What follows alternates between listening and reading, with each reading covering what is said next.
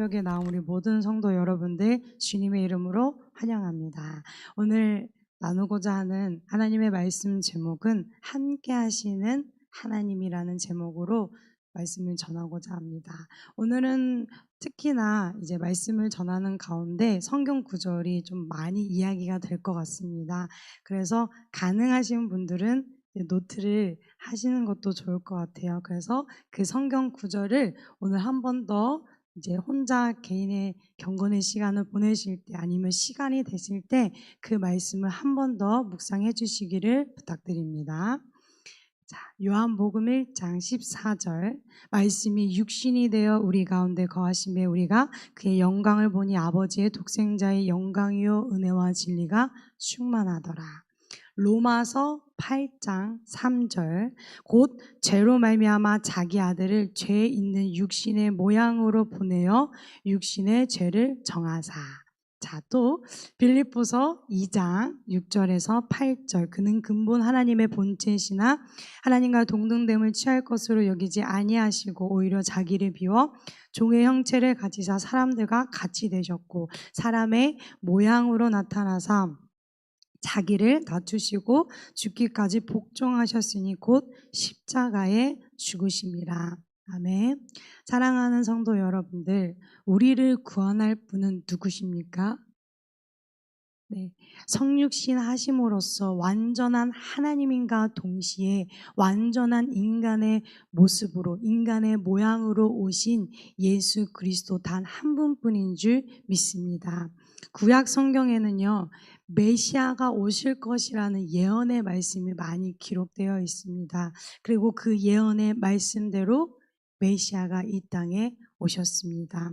그분의 탄생이요 그분의 오심이요 우리에게 있어서는 영원한 소망이고 영원한 위로가 되는 줄 믿습니다. 더 나아가서 그분이 이 땅에 오심으로 통하여서 하나님께서 우리를 향한 크고 크신 은혜와 사랑의 확실한 증거가 되는 것인 줄 믿습니다. 그 당시 이스라엘 백성들은요 그들이 원했던 구원, 그들이 원했던 메시아는 자신들의 육체적인 고통 가운데서 구원해 줄 메시아를 원했습니다. 왜냐하면 그들은 로마의 지배를 받고 있었기 때문에 본인들이 당하고 있는 그 억압과 종살이, 무시가 난무한 그 상황 가운데서 로마의 속박 가운데서 구원해 줄 메시아, 다시 한번 다윗의 왕족 강렬했던 그 강대한 나라가 다시 오기를 기다리고 고대했던 메시아가 본인들이 생각했던 구원자가 바로 그런 자신들의 육체적인 상황에서 구원해 줄 자를 원했던 것입니다. 오늘 본문 말씀은 그토록 그들이 원했던, 그들이 구원받고자 했던 메시아가 탄생하는 예고된 오늘 말씀인 것입니다. 오늘 말씀으로 통하여서 예수님께서 어떻게 나셨는지 말씀에 나와 있습니다. 1장 18절에 보면 예수 그리스도의 나심은 이러하니라. 예수 그리스도께서 이 땅에 오심, 어떻게 나셨는지에 대해서 이제 마태복음에서 말씀을 시작하고 있습니다. 예수님께서 이 땅에 오심은, 예수님의 나심은 인간적인 생각, 그런 논리, 이성을 초월한 사건입니다. 처녀가 20절과 23절 말씀에 보면 다윗의 자손 요셉아 내 아내 마리아 데려오기를 무서워하지 말라. 그에게 잉태된 자는 성령으로 된 것이라. 아들을 낳으리니 이름을 예수라 하라. 이는 그가 자기 백성을 그들의 죄에서 구원할 자이심이라 아니라. 보라 처녀가 잉태하여 아들을 낳을 것이요 그 이름을 임마누엘이라 하리라. 오늘 본문 말씀에도 나와 있습니다. 선지자로 통하여서 하신 그 모든 말씀을 이루신다.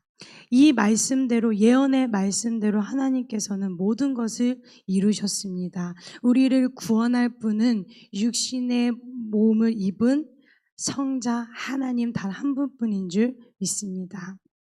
그리고 요셉은요 잠에서 깨어서 주의 사자가 분부한 대로 마리아를 데려왔으며 그리고 말씀하신 대로 예수라 이름을 불렀다라고 말씀에 나와 있습니다. 마리아도 요셉도 구약의 예언의 말씀, 그 죄에서 구원할 자 하나님이 하시고자 하는 일을 들었습니다. 알았을 것입니다. 그렇기 때문에 그들의 모습은 마리아는 천사가 말하였을 때 나는 주의 여종입니다. 말씀대로 이루어집니다 하면서 순종을 하였고, 요셉 또한 주의 사자로 통하여서 말씀을 듣고 분부대로 행하여 마리아를 데려오는 순종의 모습을 보여주었습니다. 하지만 이 마리아와 요셉 또한 죄에서 구원받아야 되는 사람들입니다. 또 더 나아가서요, 마리아와 요셉도 예수님의 나심에 하나님께 크게 쓰임을 받았고 그 말씀을 직접적으로 들었지만 그들 또한 완전히 하나님의 그 구원하심, 그 성육신하신 그 예수 그리스도의 그 복음의 진리를 100% 완전히 깨닫지 못했을 것입니다. 누가복음 2장 말씀에 보면 예수님의 12살 시절의 말씀이 나옵니다. 유월절이 되어서 예루살렘 성전으로 가서 절기를 이제 지키는 행사가 있었는데, 마리아와 요셉과 12살이셨던 예수님은 함께 예루살렘으로 올라가셨습니다. 그리고 올라가서 절기를 지키고 나서 끝나고 이제 고향으로 내려가는데 예수님은 성전에 머물르셨고 마리아와 요셉은 고향으로 내려가고 있었습니다. 그런데 보니까 예수님이 없던 거예요. 그래서 찾다가 사흘 후에 성전에서 예수님을 만나게 됩니다. 그 예수님을 보자마자 마리아는 이렇게 묻습니다. 누가복음 2장 41절에서 50절에 나옵니다. 아이야, 어찌하여 우리에게 이렇게 하였느냐? 보라, 내 아버지와 내가 근심하여 너를 찾았노라. 예수께서 이르시되 어찌하여 나를 찾으셨나이까? 내가 내 아버지 집에 있어야 될 줄을 알지 못하셨나이까? 하니라.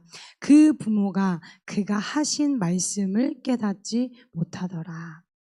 예수님께서 이 땅에 오신 이유는 하나님만이 하실 수 있는 일을 하기 위함입니다. 그러나 마리아와 요셉 또한 예수님께서 이 땅에 오신 그 근본적인 이유를 성육신하셔서 오신 성자 하나님이시라는 것을 완전히 깨닫지 못했습니다. 또한 그 당시 백성들도요, 그들이 원했던 구원은 로마의 속박 가운데서 구원해 줄 메시아를 원했던 것이지만 예수님께서 이 땅에 오신 이유는 그런 정치적인 구원, 육체적인 구원이 아니라 죄로부터 완전히 구원하시기 위해서 이 땅에 오신 것입니다. 히브리서 10장 4절과 11절 말씀에 보면 이는 황소와 염소의 피가 능히 죄를 없이 하지 못함이라. 제사장마다 매일 서서 섬기며 자주 같은 제사를 드리되 이 제사는 언제나 죄를 없게 하지 못하거니와. 아무리요 매일 구약시대 때 제사를 드린다고 할지라도 죄가 없어지는 것은 아닙니다. 죄가, 원죄가 사라지는 것은 아닙니다. 인간이 결코 죄를 없앨 수 없습니다. 오직 하나님만이 하실 수 있는 것입니다. 아무리 우리가 믿음으로 제사를 드린다 할지라도 하나님의 은혜로 용서를 해주시겠지만 죄가 영원히 사라지는 것은 아니라는 것입니다. 그런 죄의 문제를 완전히 해결하시기 위해서 예수님께서는 우리의 육신된 몸으로 오셔서 자기 십자가를 지시고 하나님께 우리를 대신해서 제물이 되신 것입니다. 이 인류 만민을 위한 대속물이 되시고자 이 땅에 육신으로 오신 것입니다. 우리 가운데 거하신 것입니다. 예수님의 그 제사, 단 한 번의 제사로 말미암아 우리는 예수 그리스도를 믿는 모든 자들은 죄에서 깨끗해지는 역사가 일어나는 줄 믿습니다. 그래서 주님께서 하신 그 제사는 영원하다는 것을 믿어 의심치 않으시기를 바랍니다. 그렇다면 우리가 왜 죄에서 구원을 받아야 될까요? 죄의 삭은 사망입니다. 더 나아가서 우리는 하나님과 영원토록 함께하기 위해서는 우리는 구원받아야 하는 줄 믿습니다. 죄인은요, 사람은요 결코 하나님과 대면할 수가 없습니다. 죽습니다. 왜냐? 하나님은 영이시고 거룩하신 분이시기 때문입니다. 그렇기 때문에 하나님께서는요, 성육신하셔서 우리에게 나타나신 것입니다. 우리 가운데 거하신 것입니다. 그분으로 말미암아 하나님께 나아갈 수 있는 길이 예수님으로 통하여서 열려지게 된 것입니다.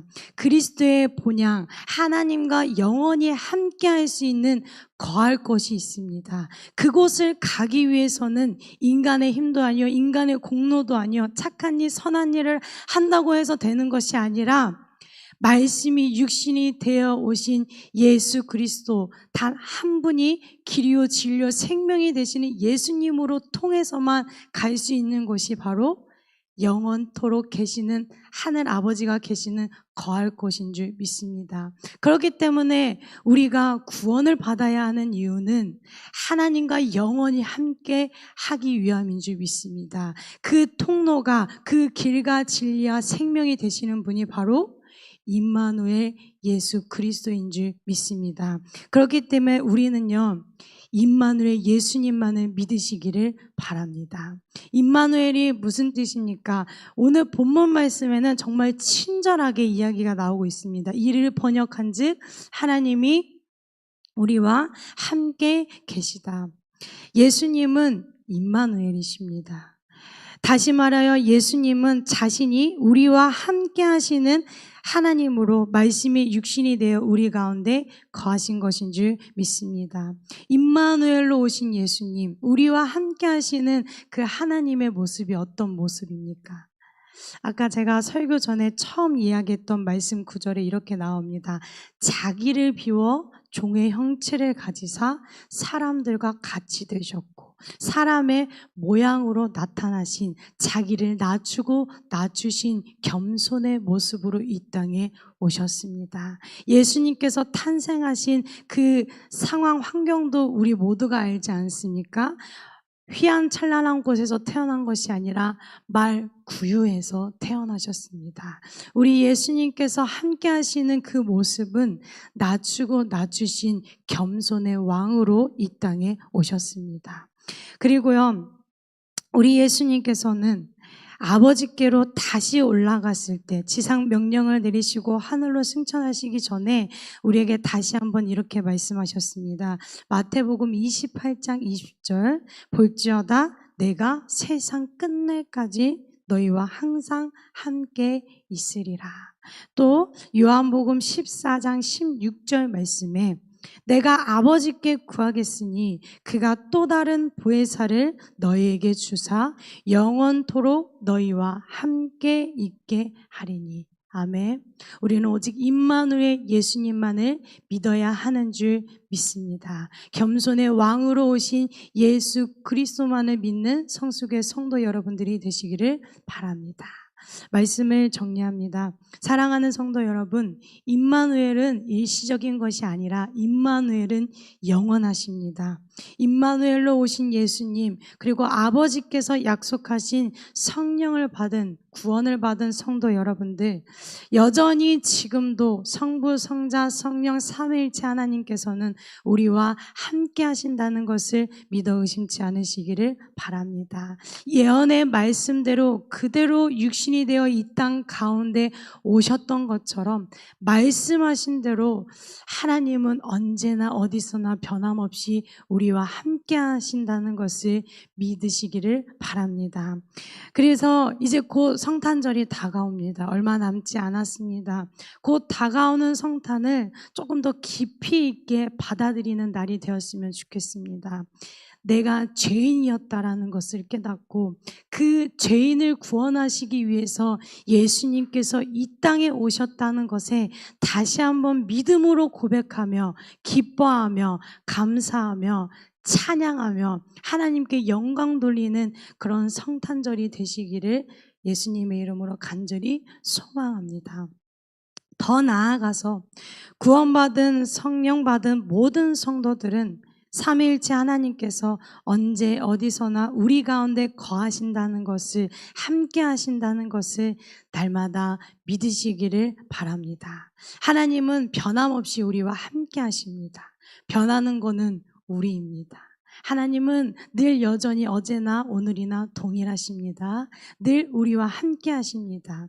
우리가 매일매일 예배를 드리는 것이 우리의 힘으로 된 것이 아니라 오직 예수 그리스도로 말미암아 하나님께 나아가고 하나님께 예배 드릴 수 있는 것입니다. 그렇기 때문에 우리가 예배 드리는 그 모든 시간이 주님이 함께 하시는 시간인 줄 믿습니다. 이 새벽에 나올 수 있는 것도, 이 새벽에 나와 예배 드리는 것도 우리가 하는 것이 아니라 우리와 함께 하시는 하나님으로 말미암아 이 자리에 나온 것인 줄을 믿으시기를 바랍니다. 그래서요, 매 예배 드리는 그 모든 시간마다 주님이 오늘도, 주님이 이 순간도 우리와 함께 하시는 가능한 것을 날마다 입술로 고백하시기를 바랍니다. 고린도전서 3장 16절, 너희가 하나님의 성전인 것과 하나님의 성령이 너희 안에 거하시는 것을 알지 못하느냐. 우리가 하나님께 예배드릴 수 있다는 그 자체가 하나님께서 우리와 늘 함께 하신다는 삶의 증거인 줄 믿습니다. 그래서 오늘 이 말씀을 붙들고 더욱 다가오는 성탄에 기뻐하는 성도 여러분들이 되시기를 바랍니다. 그래서 우리와 늘 영원토록 함께 하신다는 임마누엘 예수님만을 찬양하는 성수교의 성도 여러분들이 되시기를, 또 하나님께 사랑을 받은 행복한 예배자 성수교의 성도 여러분들이 되시기를 예수님의 이름으로 간절히 소망합니다. 기도하겠습니다.